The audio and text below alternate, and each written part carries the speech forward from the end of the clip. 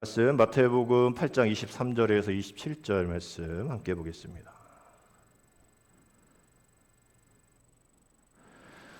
마태복음 8장 23절에서 27절 우리 함께 한 목소리로 읽습니다. 배에 오르심에 제자들이 따랐더니 바다에 큰 놀이 일어나 배가 물결에 덮이게 되었으되 예수께서는 주무시는지라. 그 제자들이 나와 깨우며 이르되 주여 구원하소서, 우리가 죽겠나이다.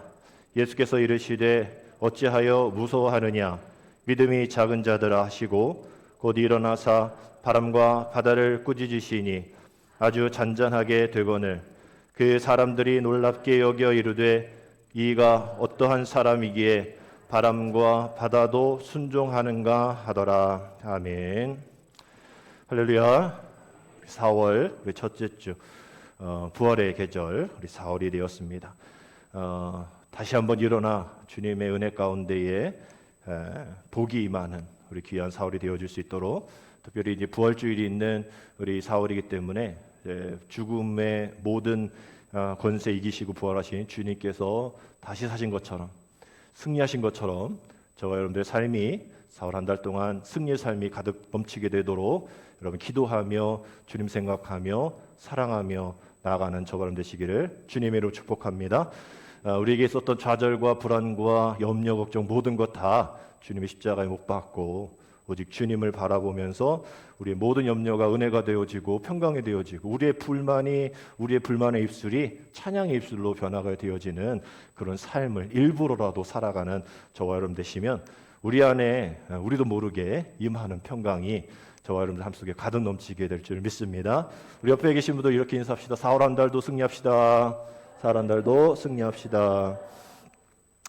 광고 말씀드린 대로 내일부터 사회적 거리두기 인원이 한 10명으로 늘어나는 것 같아요. 이제 사회적 거리두기가 이제 효과가 없을 것 같다라는 그런 판단인 것 같습니다. 2020년 5월 정도죠. 이제 거의 2년 정도 이렇게 사회적 거리두기를 시작을 한 건데, 제가 2020년 5월 정도에 확진자 수가 몇 명인지 한번 봤거든요.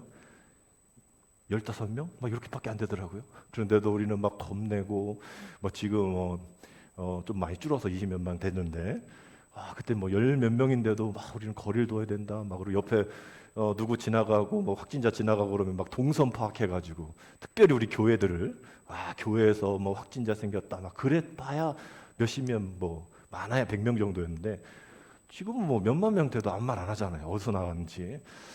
그만큼 효력은 이제 다 했다라는 생각하게 됩니다. 그런 면에서 보면 이제는 일상 회복의 어떤 그러한 시작이 되어지는 것이 아닌가라는 생각과 희망과 또 기대를 또 해보게 됩니다. 오늘도 여러분 들어오실 때 입구에 보면 목련이 아주 이쁘게 좀 피고 있는 거 보잖아요. 거기에 눈이 쌓였던 데가 그저 같은데 벌써 이제 목련이 이제 피기 시작합니다. 이제 벚꽃도 이제 피기 시작하고 이제 봄나들이 또 가는 그런 시간이 되었죠. 아무리 센 또 추운 그런 겨울이라 할지라도 겨울을 밀어내는 이 따뜻함이 있는 것처럼 우리의 삶의 모든 그런 모습 속에서도 우리가 할 수 없는 일들을 하나님께서 하시는 그 영역 속에, 이 대자연 사계절을 만드시고 이끄시는 그 하나님께서 우리가 할 수 없는 이 모든 일들 속에서 하나님이 하시는 이 일들이 진행되어지고 있구나라는 것을 우리가 바라보면서 우리가 기대하게 되어지면 금방 끝나겠지. 이 어려움도 빨리 회복되겠지. 이 사복고환 지역, 난면, 증산 모든 이 어려움들이 또 회복되겠지. 관광객들도 이제 많이 오겠지라는 그런 기대를 품게 됩니다. 결국 우리가 필요한 것은 무엇일까? 염려하고 걱정하고 두려워하고 좌절하고 또 이런 것에서 우리는 이제 주님이 이제 어떻게 하실지를 한번 기대해보자라는 그런 기대감이 우리에게는 있어야겠죠. 우리가 할 수 없는 일을 또 우리의 영역이 아닌 것에 목매고 두려워하고 염려하고 좌절하지 말고, 우리가 할 수 있는 일은 뭡니까? 하나님 어떻게 하실지를 기대하는 그 기대의 마음들, 이것이 바로 주님의 섭리 안에 있는 우리 믿음의 사람들의 자세인 줄 믿습니다. 저와 여러분들이 4월 한 달 동안 그러한 자세를 가지고 다시 시작되어지면 정말 부활의 주님께서 우리에게 다시 찾아오셔서 우리의 모든 고난과 염려와 걱정의 일들을, 모든 것들을 다 십자가 아래에서 다 내려놓게 하시고 다시 새로운 것을 바라보며 다시 새로운 은혜 가운데에 넘어가게 하시는 하나님의 은혜. 저는 그게 참 중요하다고 생각해요. 넘어가게 하시는 은혜. 문제가 없게 되어지는 것이 아니라 넘어가게 하시는 은혜. 그러니 우리는 그것을 왜 우리에게 앞에 장애물이 있어요? 우리에게 염려가 있어요? 왜 코로나가 있어요? 경제적인 어려움이 있어요? 왜 아픔이 있어요? 이런 것으로 우리가 불안해하고 염려하고 좌절하고 불평할 것이 아니라 정말 우리의 모든 것들을 하나님이 새로운 것으로 바라보게 하시는 하나님의 은혜. 때로는 우리가 이해하지 못하고 때로는 우리가 그것을 인정하지 않는 그러한 모습 속에 있다 할지라도 우리 주님은 계속 우리에게 두드리시면서 넘어가게 하시는 은혜를 허락하여 주신 줄 믿습니다. 여러분, 그것이 가능케 되어질 수 있을까라는 의심이 들지만 오늘 우리가 읽은 26절의 말씀을 보면 예수께서 이르시되 어찌하여 무서워하느냐 믿음이 작은 자들 하시고 곧 일어나서 바람과 바다를 꾸짖으시니 아주 잔잔하게 되었다라는 말씀이 나와요. 이 말씀은 마태복음 5장에 제자들과 함께 산에 오르셔서 우리가 잘 아는 그 산상순 팔복에 대한 말씀을 하시고 이제 마태복음 8장에서 내려오십니다. 8장 1절 말씀 보면 예수님께서 내려오시는데 예수님이 따르는 제자뿐만 아니라 몸 낫기를 원하고 이런 것처럼 해결하기 원하는 사람 무리들이 계속 예수님을 쫓아다녔거든요. 근데 예수님이 산에 오르신 후에도 밑에서 기다렸는지 내려오시니까 사람들이 막 몰리기 시작하는 거예요. 그래서 예수님이 또 이렇게 저렇게 또 고치시기도 하시고 말씀하시기도 하신 후에 제자들과 함께 배를 타고 가십니다. 그 배를 타고 가는데 거기에 이제 풍랑을 만나게 되어지는 것이죠. 풍랑을 만나고 거기에서 어려움 가운데 있을 때 주님이 뭐라 말씀하시는 거예요? 왜 무서워하느냐? 어찌하여 무서워하느냐라고 묻습니다. 아니, 풍랑 만나면 무섭죠. 두렵죠. 그런데 주님은 왜 두렵냐고 물으시는 거예요. 마치 이전에 대장금에서 유명한 어린 꼬마가 했던 대사 기억하시죠? 정확하게 이렇게 돼 있더라고요. 저는 제 입에서 고기를 씹을 때 홍시 맛이 났는데 어찌 홍시라고 생각하느냐 하시면 그냥 홍시 맛이 나서 홍시라 생각하신 것인데 뭐 어쩌라는 겁니까? 뭐 이런 대사가 나오거든요. 그런 거와 똑같은 거예요. 내가 무서워서 무섭다고 하는데 왜 주님은 어찌하여 무서워하느냐라고 말씀하십니까? 주님 그러실 수 있어요 라고 얘기하는 그런 모습과 같습니다. 이게 이 베드로 요한 얘네들 다 어부 출신 아닙니까? 그러니까 이 풍랑 한두 번 만나보지 않았을 거예요. 근데 무섭거든요. 왜 무서웠을까? 이게 성경에 나와 있는 우리가 헬라어가 아니기 때문에 헬라어의 그런 모습으로 보면 이렇게 되어 있어요. 우리 그 말씀에 보면 바다에 큰 놀이 일어나 배가 물결에 덮이게 되었다라고 이 표현을 어떤 단어를 쓰고 있었냐면 세이스모스라는 단어를 씁니다. 세이스모스라는 단어가 그저 그냥 이렇게 울렁거리는 그냥 이렇게 좀 배멀미하는 식 정도의 그러한 풍랑이 아니라 이 단어가 지금 영어에 세이스모스라는 단어가 지금 영어에 어떤 단어로 사용하고 있냐면 이 지질학자, 지진을 연구하는 지진학자들을 이 사이즈몰리스트라고 얘기해요. 그리고 이 지진계 있잖아요. 지진계를 사이즈모그래프라고 얘기할 정도로 이 세이스모스라는 이 단어는 지진과 같은 그러한 풍랑입니다. 그저 요동치고 배멀미하는 그런 정도가 아니라 여러분 지진 경험해 보신 분 계십니까? 우리 여기는 별로 없죠. 포항도 있고 이렇게 경주 쪽에도 지진 났잖아요. 그분들 얘기 들어보면 저도 미국에서 6.5 정도 지진을 느껴봤는데 어질어질해요.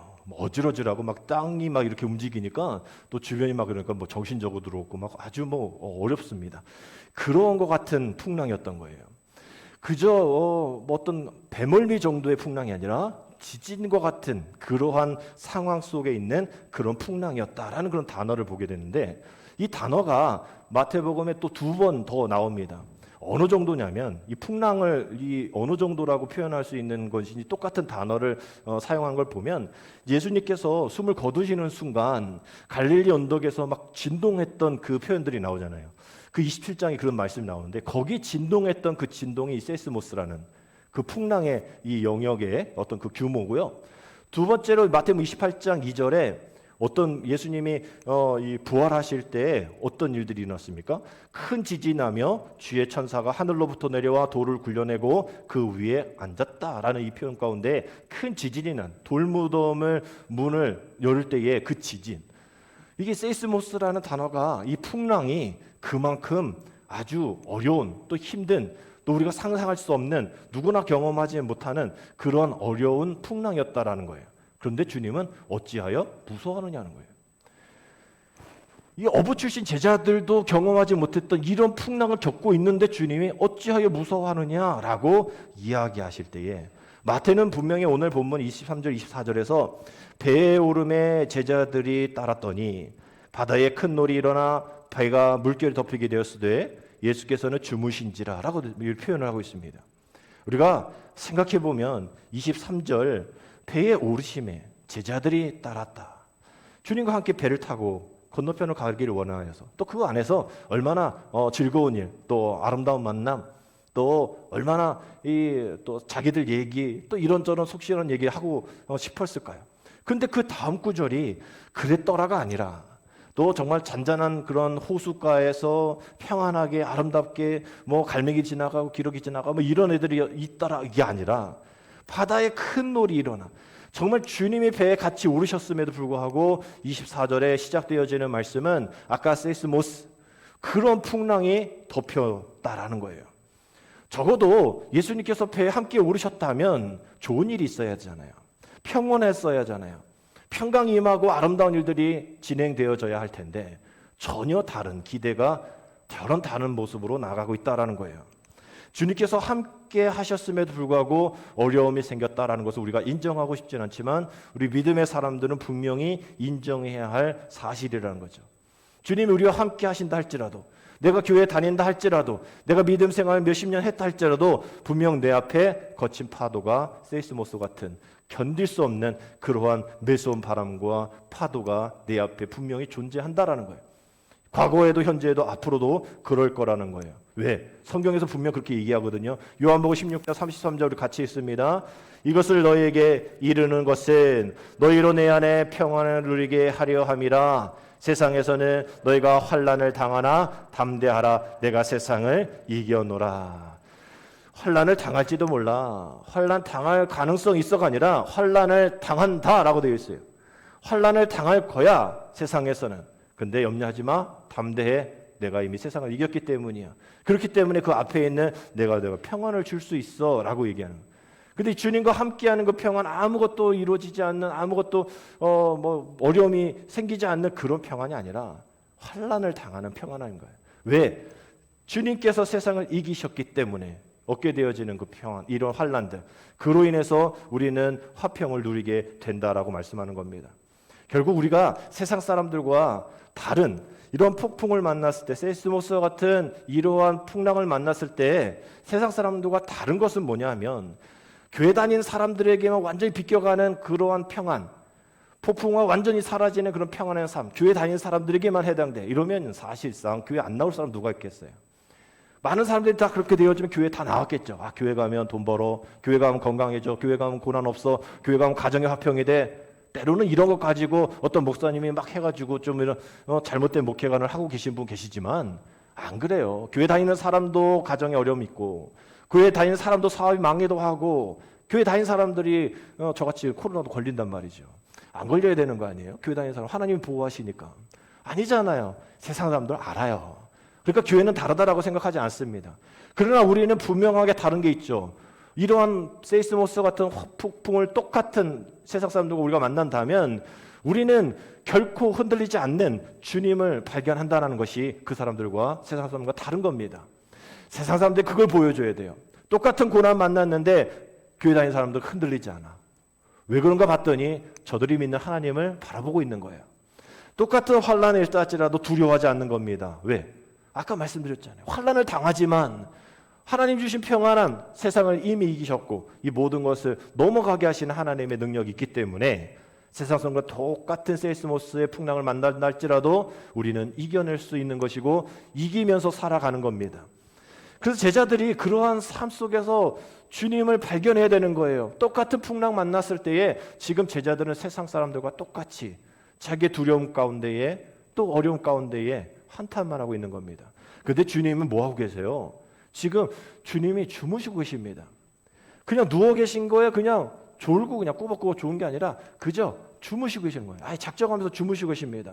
이게 좀 더 자세하게 나타나는 구절이 마가복음 4장 38절에 나오는데 예수께서는 고물에서 베개를 베고 주무시더니 제자들이 깨우며 이르되 선생님이 우리가 죽게 된 것을 돌보지 아니하시나이까, 이런 표현을 합니다. 그냥 주님께서 주무셨다라는 표현이 오늘 말씀이지만 마가복음에서는 두 가지 단어를 더 넣어요. 고물과 베개라는 걸 씁니다. 이거 보면 작정하신 거예요. 고물이 뭡니까? 배 뒤편이죠. 베개까지 가지고 가세요. 라테스 베개인지도 모르겠어요. 주님이 아예 작정하시고 갑판에서 못 주무시겠죠. 막 풍랑일 수도 있으니까. 거기가 아닌 저 배 뒤편에 가셔서 뭐 베개를 가져가신 게 아니라 거기에 이제 무게 중심을 두는 모래주머니가 있겠죠. 그걸 베고 주무신 겁니다. 결국 이러한 풍랑 가운데 주님이 주무실 수 있을까? 그렇게 골아 떨어질 수 있으실까? 아무리 피곤한 사역이 딸지라도 우리는 그렇게 생각할지 모르겠지만 주님은 이미 풍랑이 다가오는 것을 알고 계셨고, 뭐 주님이 계획하신 일이니까 분명히 알고 계셨기 때문에 일부러 주무시는 것이죠. 일부러 한숨 주무시기로 작정하신 겁니다. 그래서 고물에 베개를 가지고 주무십니다. 이때 마태와 마가가 이 제자들의 이 상황을 짧게 세 문장으로, 그리고 마가는 하나의 또 질문을 합니다. 이것이 25절인데 그 제자들이 나와 깨우며 이르되 주여 주여 구원하소서 우리가 죽겠나이다. 이렇게 세 가지 문장으로 오늘 25절에서 말씀하고 있어요. 근데 마가복음 4장에서는 하나의 질문을 더합니다. 예수께서는 고물에서 베개를 베고 주무시더니 제자들이 깨우며 이르되 선생님이여 우리가 죽게 된 것을 왜 돌보지 아니하시나이까? 우리가 죽게 된 것을 왜 돌보지 않습니까? 라는 질문을 하나 더합니다. 주여 우리가 죽겠나 구원하소서 우리가 죽겠나이다 라는 세 가지 문장과 왜 우리를 돌보지 죽게 된 것을 돌보지 않습니까? 라는 이 질문을 하나를 더해요. 제자들이 이런 상황 속에서 해야 할 질문은 무엇일까요? 주여 구원하소서 우리가 죽겠나이다가 아니에요. 왜 우리를 죽는 가운데 돌보시지 않습니까? 라고 물으면 안 됩니다. 왜? 오늘 우리가 읽지 않았지만 8장 1절부터 시작되어지는 말씀 속에 무슨 얘기가 나오냐면 나병 환자 고치시고 또 백부장의 하인은 말씀으로도 고치시는 그런 이야기가 쫙 나요. 제자들이 어디 멀리 갔던 게 아닙니다. 같이 있었어요. 그리고서 배에 오르신 거거든요.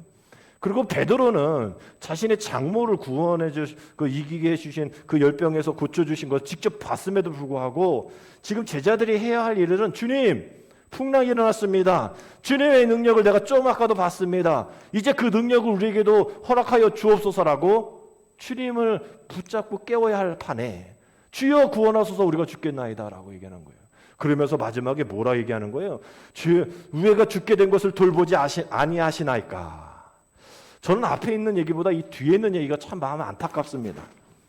약간 이거 협박 같은 느낌이 들어요. 우리가 죽게 된 것을 왜 돌보지 아니하시나이까.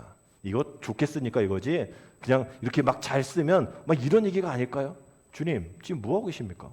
우리 지금 사력을 다해 싸우고 있는데 지금 주무시고 계세요? 아니 이렇게 주무시는 분이 어떻게 이 나라를 이끌고 갈 수 있습니까? 나 주님 지지 못합니다. 나 탈퇴할 겁니다. 요즘 뭐 정권에 이쪽 갔다 저쪽 갔다 하는 지지 선언하신 분들 얘기 들어보면 내가 원래 이 집은 지지했는데 이분 이거 보니까 아닌 것 같은데 일로 가겠습니다. 막 이런 얘기들 있잖아요. 그러면서 여기 있는 거 빼고 당에서 빼고 막 이러는 거가 똑같은 거예요. 주님 내가 주님 믿지 못하겠어요. 내가 이걸 박아서가지고 내가 어떻게 주님 따릅니까? 주님 잠만 주무시지 마시고 무조건 내 지금의 어려움들을 해결해 주세요. 조금 더 협박을 얘기하면 뭐라 얘기할 수 있을까? 이거 일 처리 잘하세요. 이거 잘못하시면 국물도 없는 줄 아세요? 내가 다 언론에 퍼뜨릴 거예요. 막 이런 어떤 협박과 같은 그런 이야기로 우리가 죽게 된 것을 돌보지 아니하시나이까 라는 말씀, 이런 제자들의 협박과 같은 이러한 말이 아닌가라는 생각을 하게 돼서 너무나 마음이 안타까웠어요. 결국 왜 이렇게 되었을까? 왜 제자들이 하루 전에 얼마 전에 몇 시간 전에 그 주님의 능력을 보았음에도 불구하고 왜 주님에게 협박까지 하고 있을까? 두려움 때문이. 우리 안에 저절로 생기는 두려움. 결국은 우리 두려움이 내 안정감만 먼저 찾는 거예요. 남들 바라보지 않습니다. 내가 먼저 안전해야 돼요. 그래서 좀 더 째째지는 것이 정당합니다. 좀 더 남들에게 불평하는 게 당연한 거예요. 이런 거 정말 주님이 원하셨던 제자들의 모습이었을까? 아닐 거라 생각합니다. 결국 이것이 두려움으로 인하여서 얻게 되어지는 가장 큰 손실은 은혜를 잊어버린다는 거예요. 두려움으로 인해서 정말 많은 얻어지는 것이 있으면야 매일같이 두려우면 좋겠죠. 근데 두려움으로 해서 얻어지는 것이 아니라 잃어버리는 것이 더 많다는 거예요. 방금 봤던 주님의 역사를 잊어버리는 이 제자들의 모습을 보십시오. 두려움이 얼마나 큰 위험인가를 알게 됩니다. 주님이 어떤 일을 하셨고 주님의 그 하신 능력을 보고 내가 어떤 감동을 받았는지를 잊어버린 거예요. 결국 두려움은 기억력, 은혜의 기억력을 고갈시켜버리는 그러한 아주 나쁜 그러한 것인 거죠. 결국 우리가 이 두려움으로 인해서 손해되어지는 또 일들이 아까 말씀드린 건 개인 안전주의잖아요. 두려움으로 인해서 내가 살아야 되니까. 제가 아까 미국에서 그 지진 얘기했을 때 전에도 한 말씀드린 것 같은데 참 부끄러운 얘기라서 제가 지진 얘기할 때 잘 안 하려고 하는데 일부에서 말씀드렸으니까 드릴게요.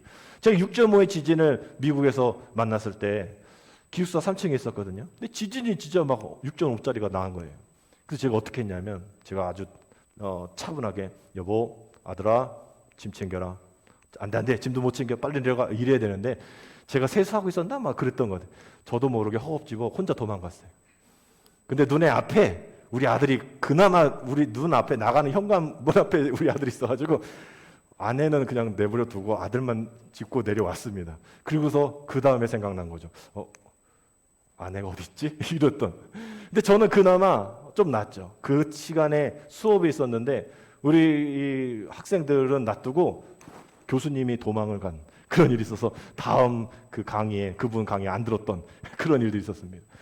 이게 정말 두려움이 있으니까 나만 생각이 되더라고요. 지금도 만약에 지진이 나면 어떡할까? 알아서 사셔야 돼요. 어쩔 수 없는 것 같아요. 우리의 본성이 이렇다니까요. 두려움에 빠지게 되면 나밖에 생각이 나지 않아요. 그러니 나밖에 생각나지 않으니 사랑할 수가 없는 겁니다. 주님은 그게 안타까운 거예요. 제자들이 그 본성은 이해는 하는데 개인만 생각하고 자신만 생각하고 그 능력을 잊어버리니 주님이 그 사랑하고 하나님 사랑하고 이웃 사랑해야 할 그 제자들이 두려움 가운데 있게 되어지면 그 사랑할 수 없으니 그것을 감당할 수 없으니 너무나 마음이 아프셨을 거란 거예요. 두려움으로 인해서 다른 이들에게 뭔가를 해주려고 했을 때 내 상황, 내 형편만 생각하는 그런 모습들이 있다는 거죠. 밴드에 우리 학교에 전영원 목사님 선교 편지를 올려드렸잖아요. 이분이 그냥 원래 3-4장짜리 보내시다가 이번에는 12장짜리 보내주셔가지고 이것도 왜 이렇게 길지라는 마음으로 그냥 아무 어떤 감동 없이 읽어봤어요. 근데 글이 아주 잘 짜여져 있어요. 마치 정말 간증회 같은 그러한 문구가 많이 적혀 있더라고요. 아마 사모님이 쓰신 것 같은 느낌이 좀 들었습니다. 그 내용에 보면 3월달 선교 간증이었어요. 선교 보고였어요. 울진 산불이 났을 때에 거기 용인에서 울진까지 갈 일이 있습니까? 우리도 좀 한번 가볼까 했는데 사실 그 산불이 났을 때 가서 도울 수 있는 그런 것들이 많이 없습니다. 왜냐하면 거기는 다 체계적으로 뭔가를 해야 되기 때문에 내가 가서 불 끄고 싶다고 해서 막 불 끌 수가 없거든요. 그 체계가 있기 때문에 우리가 그것을 다 할 수 없어요. 누군가 도와주고 싶은 것도 다 그 안에 조직이 되어 있어서 못합니다. 근데 이 두 분이 기도하면서 우리 울진 가서 도와주자 이러면서 막 채소도 또 옷도 막 가지고 간 거예요. 근데 아니나 달라 못 주죠. 그걸 안 받는다고 그런 거예요. 그러니까 이분이 너무나 마음이 아파서 그분들 마음 여러분 아시잖아요. 그 예수님과 같은 마음.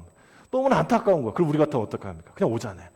근데 계속 이거 어떡하지? 이거 200인분 했는데 옷까지 이렇게 많이 했는데 어떡하지 해가지고 거기에 교회가 불난 곳으로 갑니다.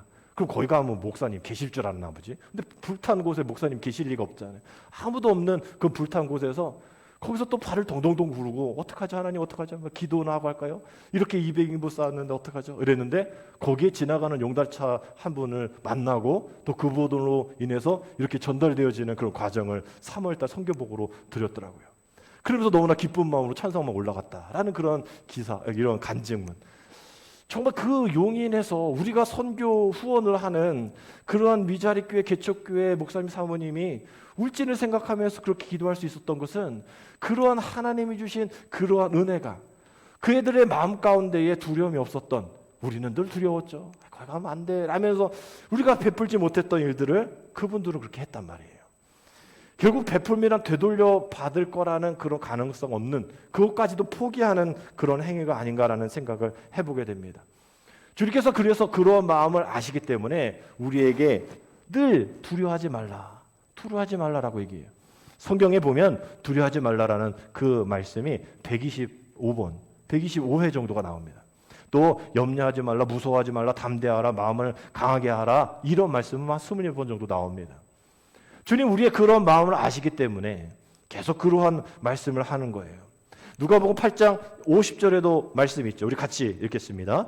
예수께서 들으시고 이르시되 두려워하지 말고 믿기만 하라. 그리하면 딸이 구원을 얻으리라 하시고, 요한복음 14장 27절 같이 읽습니다.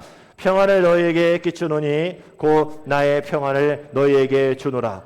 내가 너희에게 주는 것은 세상이 주는 것과 같이 아니하니라. 너희는 마음에 근심하지도 말고 두려워하지도 말라. 너희는 마음에 근심하지도 두려워하지도 말라라고 말씀하십니다. 결국 정말 이 거룩한 믿음의 자녀들은 그 두려움 때문에 자기만 바라보면서 원망하면서 불평하면서 살지 말고, 마음에 근심하지도 말고 또 두려워하지도 만 그런 삶을 살아야 한다라고 말씀하시는 거죠. 그래서 고물 뒤 후비진 그곳에서 주무시다가 일어나신 주님이 폭풍우 속에서 나서서 이렇게 말씀하시죠. 26절 우리 같이 읽겠습니다. 예수께서 이르시되 어찌하여 무서워하느냐, 믿음이 작은 자들아 하시고 곧 일어나 바람과 바다를 꾸짖으시니 아주 잔잔하게 되거늘. 아멘. 믿음이 작은 자들아, 믿음이 작은 자들아. 정말 공포가 이 세상을 가득 채우고 있을 때에 우리가 그 공포에, 또 그 질병의 그 어려움에, 그 상황에 우리가 몸담을 수는 있지만, 주님은 우리에게 믿음을 요청하시면서 너의 믿음까지, 너의 마음까지 그 두려움이 장악하지 않도록 너의 마음이 정말 하나님의 은혜 가운데 평안함으로 유지할 수 있도록 잘 지켜야 한다라고 얘기하시는 거죠. 그것을 어찌하여 무서워하느냐, 믿음이 작은 자들아 라고 말씀하시는 겁니다. 결국 두려움은 우리의 마음 가운데에 계속 쉴 새 없이 두드립니다. 문 열어달라고 말이죠.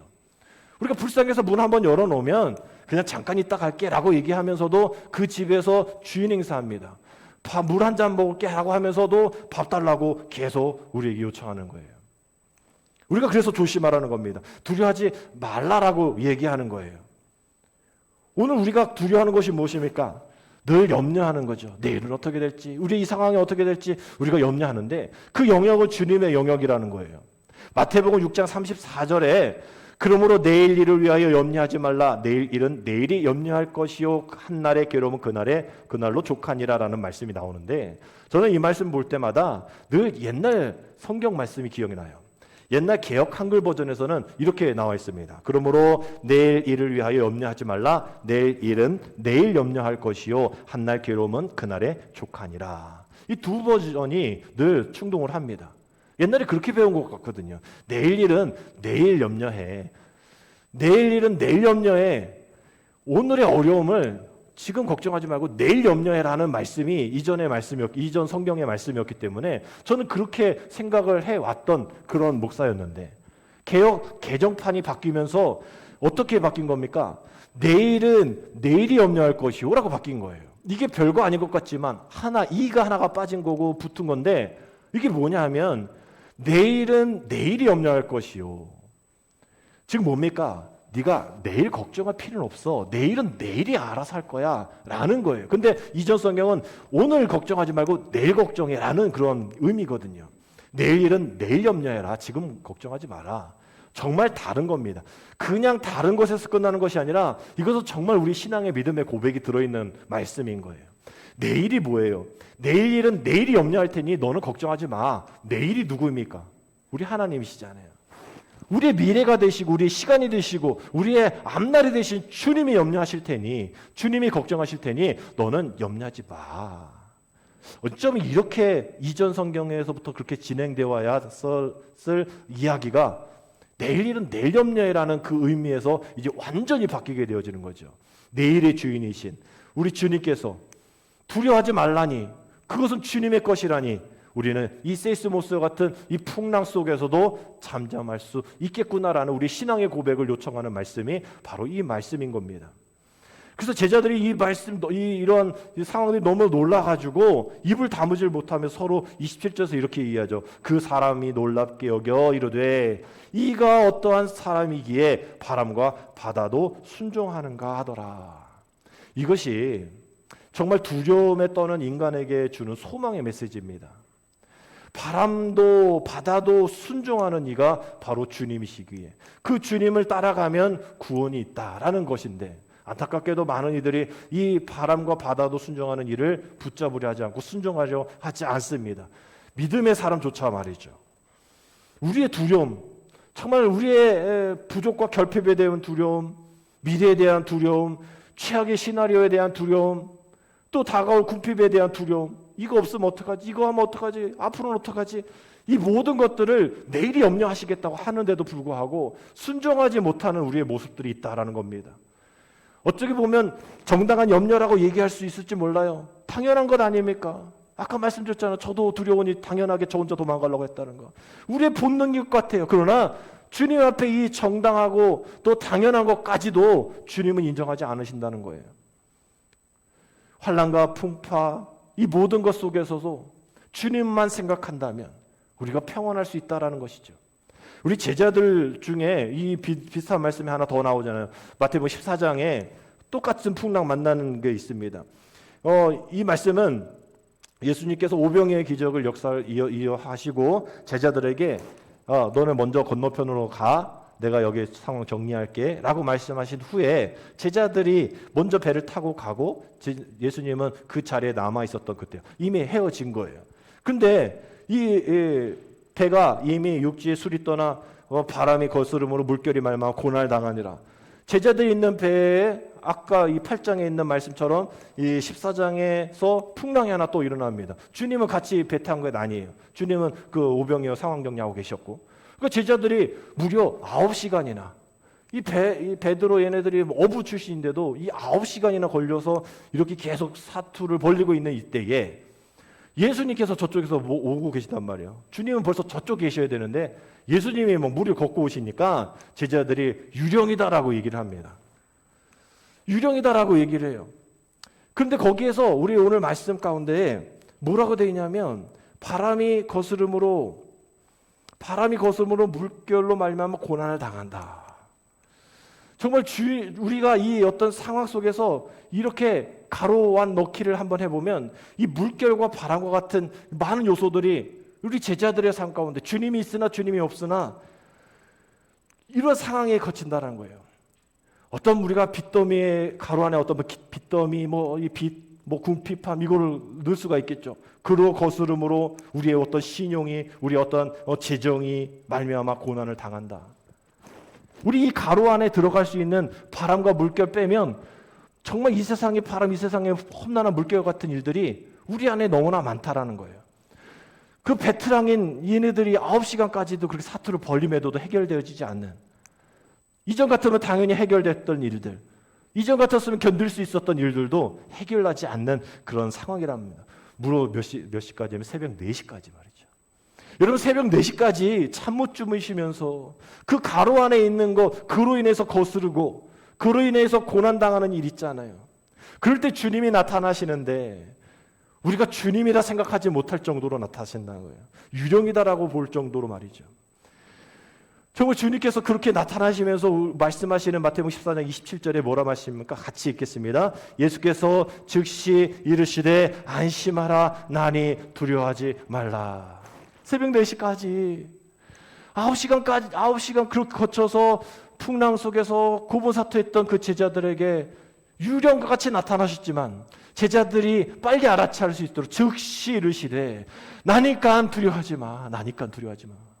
여러분, 이 말씀이 얼마나 많은 위로가 됩니까? 저와 여러분들에게 정말 위로가 되는 말씀이에요. 새벽 4시까지 그렇게 좌절 속에서 걱정 속에 있을 때에 주님이 다가오셔서 말씀하시는 게 너 왜 이것밖에 못해가 아니라 너 왜 잠 안 자고 이래가 아니라 나니까 두려워하지 마. 여러분, 어떤 분이 쓰러지셨어요. 혼수 상태에서 눈을 떴어요. 그랬을 때 가족이 뭐라 얘기합니까? 아빠 왜 그랬어가 아니잖아요. 아빠, 여보, 아버님, 아버지, 우리가 여기 있어요. 저 알아보시겠어요? 저 알아보시겠어요? 그랬을 때 모든 그러한 안도하는 그 환자의 모습을 여러분들은 보셨으리라 생각합니다. 그런 거예요. 걱정하지 마. 걱정하지 마. 나니까 걱정하지 마. 우리 주님이 그 말씀하시면서 우리와 함께 하시겠다고 말씀하시는 마태복음의 마지막 말씀, 우리에게 정말 큰 위로가 되는 말씀입니다. 같이 읽습니다. 내가 너희에게 분부한 모든 것을 가르쳐 지키게 하라. 볼지어다 내가 세상 끝날까지 너희와 항상 함께 있으리라 하시니라. 아멘. 두려워하지 마. 염려하지 마. 한 달, 두 달이 아니라 세상 끝날까지 내가 너와 함께 할 거니까 나니까 두려워하지 마. 안심해. 여러분 이랬을 때 우리는 그렇습니다. 내가 주님 그렇게 하겠습니다 라고 할 것 같죠. 제자들 중에 베드로가 그랬잖아요. 주님 주신이시면, 유령 아니고 주님이시면 주님 나더러 물 위로 걸어가게 하셔서 오라 하셔서 내가 걷게 해주십시오 라고 그렇게 해서 당당하게 걸었지만 풍랑을 보니까, 두려움을 만나니까, 은혜 받았을 때랑 은혜 받지 못했을 때랑 극명하게 달라지잖아요. 한두 달 차이가 아니잖아요. 몇십 분 차이, 몇 분 차이로 물속에 빠지기도 하고 걷기도 하는 것이 우리의 신앙입니다. 여러분 이것이 풍랑이 오고 안 오고는 우리의 소관이 아니잖아요. 우리의 소관은 뭡니까? 그 풍랑이 있는 동안 내가 어디를 쳐다볼지에 대한 문제인 겁니다. 주님이 오라 하셔서 그래 그럼 와 라고 얘기했을 때에 우리가 주님 바라보고 가면 물에 빠지지 않을 텐데, 이걸 자연적인 법칙이 어쩌냐 이런 거 얘기하지 마시고 정말 그랬을 때 우리의 시선을 얘기하는 겁니다. 주님 바라봤을 때 빠지지 않았지만 불어오는 풍랑을 바라보면 빠진 건, 이것이 우리의 경험 아닙니까? 9시간의 경험인 거예요. 새벽 4시까지의 고통입니다. 그것을 봤을 때는 무너질 수밖에 없다는 것이죠. 근데 주님을 봤을 때는 그렇게 할 수도 없는데도 그렇게 할 수 있는 같은 그런 은혜가 있었던 거예요.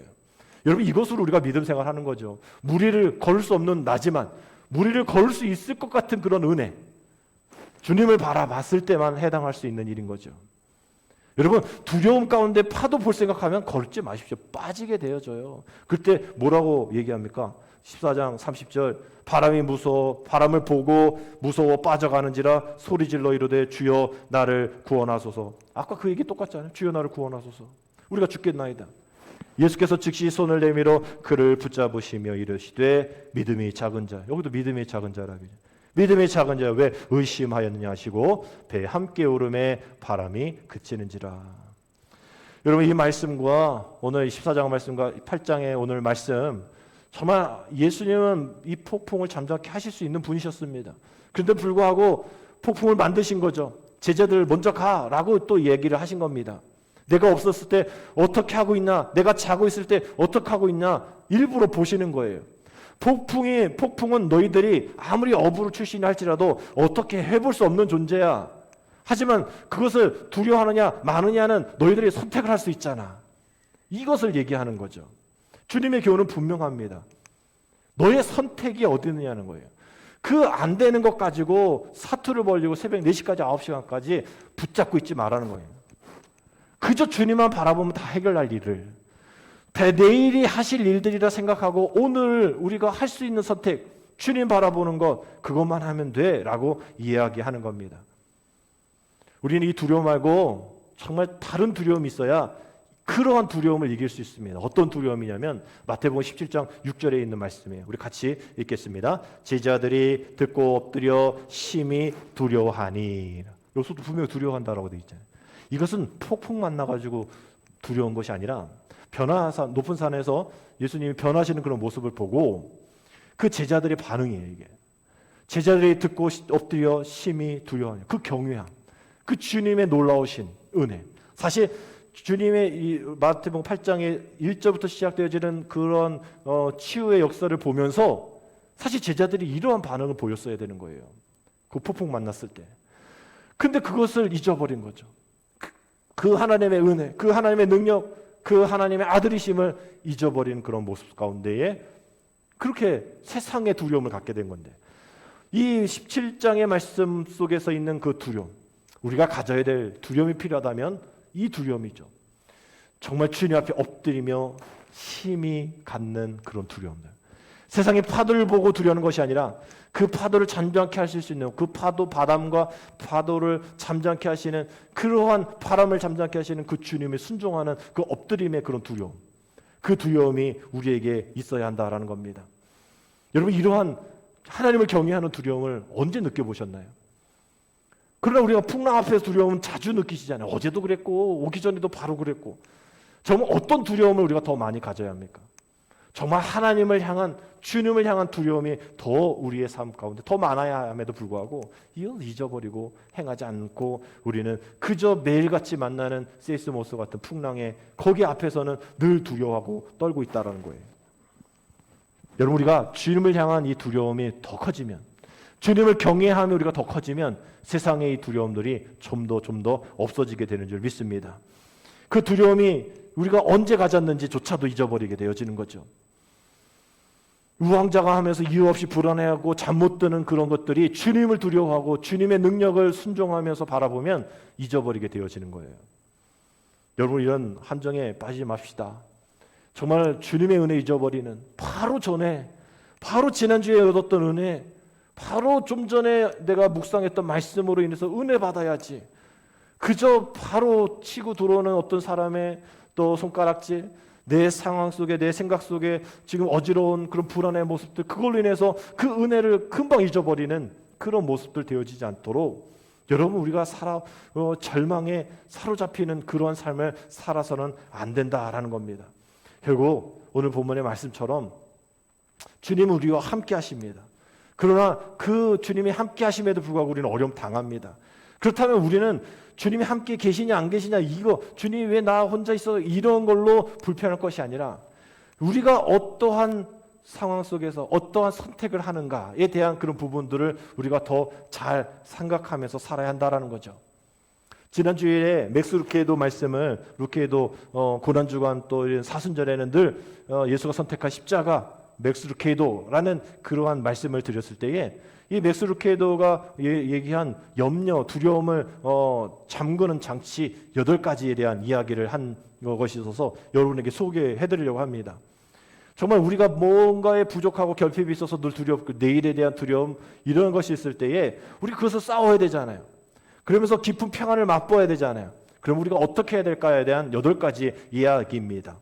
여러분, 영상을 통해서 다시 한번 보시면 더 자세하게 볼 수가 있을 겁니다. 먼저 뭐냐면 우선 기도하십시오예요.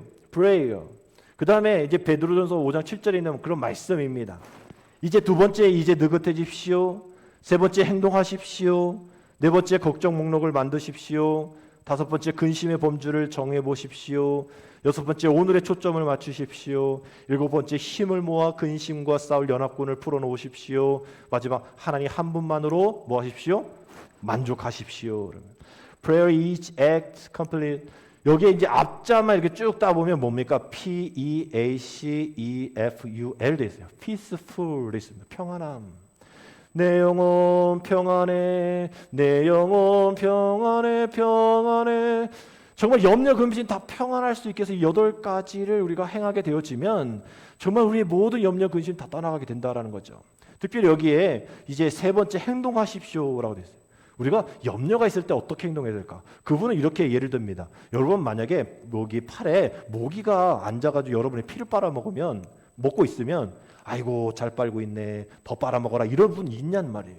바로 쳐서 내쫓듯이 염려라는 모기와 같은 일들이 우리 가운데 있으면 어떻게 해라? 바로 내치라는 거예요. 행동하라는 겁니다. 그것을 하지 않고서 아이고 아파요, 또 물렸네요, 이렇게 하지 말라는 거예요. 후려치는 것이 당연하듯이 두려움에 대해서도 후려치라는 거예요. 염려 오면 후려치라는 겁니다. 그거 붙잡고 씨름하지 말라는 거예요. 싹을 잘라버리라는 거예요. 그러면서 이제 7번째, 힘을 모아 근심과 싸울 연합군을 풀어놓으십시오라고 했을 때 이 중보기도거든요. 사랑하는 이들과 자신의 감정을 나누라는 거예요. 나 정말 힘들어, 나 이거 염려 있어, 혼자 갖고 끙끙대지 말고 기도해달라고 부탁하라는 겁니다. 상상 이상으로 기꺼이 도와줄 사람이 많다라는 거예요. 이거 나 혼자의 문제인 것 같았는데 함께 나누니 모두의 어려움이 되었고, 모두의 이 근심이 되었고, 모두의 어떤 해결하지 못할 일들 거라고 생각했는데 오히려 내 모든 것들이 그 얘기했을 때 두려움이 그로 인해서 줄어들게 되어지고 여러 사람을 위해서 오히려 그 근심이 기쁨이 되었다라는 그런 고백입니다. 여러분, 이러한 삶을 우리가 살아가야 되지 않을까요? 우리의 두려움, 염려 다 십자가에 내어놓고 이제 나는 이 염려하지 않겠습니다. 후려치겠습니다. 내일의 주인이신 주님께서 해결해 주십시오. 어찌하여 두려워하느냐, 무서워하느냐? 맞습니다. 저희는 두렵습니다. 무섭습니다. 그러나 주님은 하실 수 있습니다. 주님이 십자가에서 승리하신 것처럼 나도 승리하게 하여 주옵소서. 여러분, 이러한 마음을 가지고 이 사순절 5번째 주일 우리가 보내게 되어지면 정말 우리가 두려움 가운데, 염려 가운데 있을 때라도, 정말 우리가 힘든 가운데 있을 때도 주님과 함께 할 수 있다라는 그 하나로 버티게 되어지는 거죠. 제가 일주일 동안 저 3층에서 자가격리했잖아요. 저 재미난 얘기 해드릴까요? 이게 서로 안 만나기 위해서 이게 밥을 갖다 주는데 저희 와이프가 저 3층까지 매일 올라가 새끼를 하기가 힘들잖아요. 그래서 제가 저 3층에서 줄을 매달아 가지고 아래에서 이렇게 끌어올리는, 또 그걸 또 찍었네 또. 막 해가지고 이렇게 했단 말이죠. 근데 이게 3일까지 재밌는데 자가격리 하시는 분은 알겠지만 4일째부터 힘든 거예요. 나가지도 못하고 뭐 그 안에 다, 제가 원래 3층에서 사물을 처리했으니까 그 안에 다 있어요. 뭐 컴퓨터도 있고 인터넷도 제가 다 연결해 놨거든요. 어려움 없는데 사람 못 만나고, 또 바깥은 또 이렇게 지나가잖아요. 지나가는 분들 제가 인사도 하고 막 그랬는데 못 나가니까 정말 갇혀 있고 두려움 가운데 있는 그런 모습들이 있겠구나. 그래서 제가 그 생각했어요. 미리 걸릴 걸 좀. 진작 걸려야 그 성도들의 아픔을 알 텐데, 저는 사실 여러분들 그냥 잘 지낸 줄 알았어요. 7일 동안 잘 지낼 수가 없겠더라고요. 힘들더라고요. 그 전주에 어떤 일이 있었냐면, 제가 이렇게 들어왔는데 고양이가 한 마리가 있었던 거예요. 그래서 뭐 이게 어떻게 했는데 막 이게 없어진 거예요. 그래가지고 이렇게 CCTV를 봤더니 고양이가 이번 주 말고 지난주에 토요일 날 들어온 거예요. 우리가 문 열었으니까. 토요일 들어와서 이렇게 놀고 있는데 청소하신 분들이 온 거죠. 청소하신 분들이 청소를 막 하고 있으니까 얘가 못 도망가고 여기 아래로 들어가가지고 여기 밑에 있었던 거예요. 근데 우리가 문을 잠잖아요. 청소하고. 그다음에 주일이 있었잖아요. 우리 주일날 그 고양이 같이 예배를 드렸네? CCTV 보니까 이 밑에서 있었던 거예요. 근데 우리는 어떻게 됐죠? 문을 잠그고 갔잖아요. 우리가 새벽 예배 여기서 드리지 않았잖아요. 예배도 없었잖아요. 이 고양이가 무려 금요일까지 못 나가고 여기에서 바둥바둥 되는 그 모습을 CCTV를 보는데, 고양이를 키워서 그런지 너무 불쌍하더라고요. 7일 동안 저기를 가려고 막 바둥바둥 되고, 문 열려고 막 바둥바둥 되고, 뭐 어디 갈 수가 없으니 문이라도 좀 열어놨어야 되는데, 7일이 아니죠. 금요일까지니까 거의 뭐 그 정도 되겠구나. 거의. 그런 모습 보면서 이렇게 조그만 애들도 갇혀 있으면 두려워하고 염려하고 걱정하고, 이거 뭐 자가격리로 7일, 뭐 단지 7일 정도 그저 그냥 혼자 있는데도 두려워하고 염려하는데, 우리의 삶이 70년 넘잖아요, 사실. 그런 상황 속에서 늘 염려하게 되어지는 우리의 모습들, 주님이 원하실까? 계속 그렇게 발버둥 치는 그런 고양이 모습처럼 주님 원하실까? 아닌데, 문 열어달라고 하면 되어지는 것, 문 열면 되어지는 것, 건강하면 되어지는 것, 주님 앞에 나아가면 되어지는 것인데, 그러면서 주님은 그 제자들이 원망스러워서 어찌하여 무서워하느냐가 아니라 불쌍한 마음을 가져서, 불쌍한 마음이 들어서 왜 무서워해? 왜 무서워해? 라고 얘기하시는 거예요. 아까 그 가로안 넣기 있지 않습니까? 우리가 늘 그래요. 그런 모습으로 우리 살아갑니다. 주님은 그래도 단호하게 우리에게 사랑의 마음을 가지고 단호하게 말씀하십니다. 어찌하여 두려워하느냐? 어찌하여 두려워하느냐? 여러분, 이 주님이 이 질문을 우리에게 하실 때 원망하지 마세요. 주님 내 사정도 모르면서, 주님 내 상황 어떻게 해결해 주지도 못하면서 주님 이러다간 주님 지지 않을 거예요 라고 제자들처럼 그렇게 얘기할지 몰라도, 이제 우리의 마음을 이제 다시 주님 앞에 순종의 마음으로 돌이켜서, 주님 두렵습니다. 또 우리 주변에 있는 사람에게 내가 어려워요, 염려가 있어요. 그랬을 때 잔잔케 하시는, 정말 잔잔케, 주님이 명령하시니 다 잔잔해졌더라, 이 말씀처럼 주님이 우리와 함께 하시면, 우리가 함께 기도하면 이 모든 어려움들이, 내 모든 어려움들이 잔잔케 될 줄 믿습니다. 여러분, 이러한 마음으로 여러분뿐만 아니라 주변에 있는 분들 잔잔케 되어지는 역사, 넘어가게 해주시는 하나님의 은혜 역사, 두려워하지 않고 오직 주님만 두려워할 수 있는 우리의 믿음의 역사를 통해서 정말 이 사순절 5번째 주도 승리하며 나가는 저와 되시기를 주님의 이름으로 축복합니다. 기도드립니다. 주님, 우리의 인생에 세스모스와 같은 거친 풍랑, 지진과 같은 풍랑이 있다 할지라도, 거친 파도가 있다 할지라도 예수님의 한마디에 잠잠하게 될 줄 믿습니다.